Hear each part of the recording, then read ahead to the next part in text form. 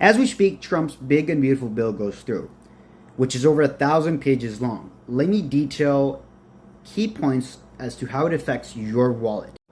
So let's go with some numbers first of all.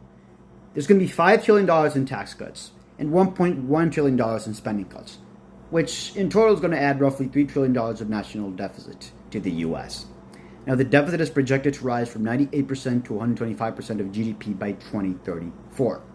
Now, for workers, there's going to be no federal tax on tips and overtime work up to $25,000 each, and it expires in 2028. Families earning under $50,000 may see over $10,000 more in annual take-home pay due to these tax cuts. Now, there's going to be also repercussions for healthcare. There's going to be over $930 billion in cuts from Medicaid to fund the tax cuts. So, and there's another aspect that's going to also be impacted is going to be the work requirements, which are now going to be 80 hours per month for Medicaid. The copay is going to be raised to as much as $35, and up to around 17 million Americans could probably lose coverage. It's yet to be seen.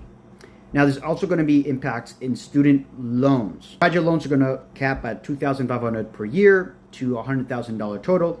Medical/law school loan caps are going to be $50,000 per year and $200,000 total. It's going to end income-driven repayment and end long-term forgiveness plans.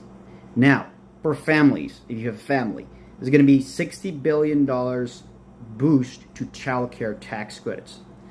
The child tax credit is going to be raised from $2,200 to $2,500 throughout 2028. Also, there's going to be the creation of Trump accounts, which are going to be $1,000 for babies born between 2025 and 2028, with $5,000 per year contribution room.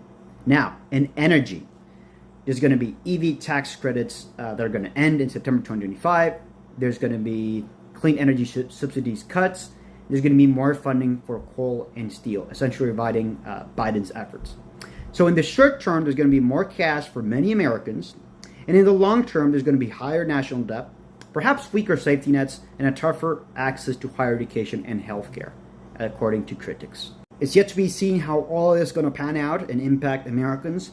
But overall, it's a mixed picture with some positives and some potential rough roads ahead for certain sectors. So don't forget to stay tuned for more updates like these.